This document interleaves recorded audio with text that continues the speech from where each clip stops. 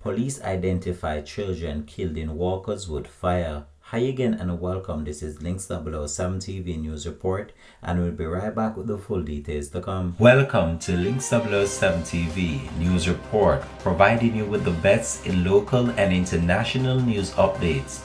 This is a place where you can get the most reliable and informative news information. Links 007 TV News Report.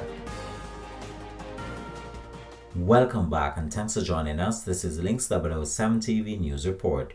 The three children killed in a house fire in Walkerswood St. Anne early Sunday morning have been identified. They are 2-year-old Tavarno Mattis, 3-year-old Tashana Mattis, and 7-year-old Tashana Mattis. Links 007 TV News understands that the three children were at home with their grandmother and a 4-year-old child when the fire started. The three deceased children were in one room while the fourth child was in the room of the grandparent. The woman reportedly saw fire coming from the room occupied by the 7-year-old and 2 toddlers and raised an alarm. She managed to escape the fire with the child, who was already in her room. While the grandmother was outside, an explosion was heard. Reports indicate that the house was engulfed in flame, and shortly after, that section of the house collapsed.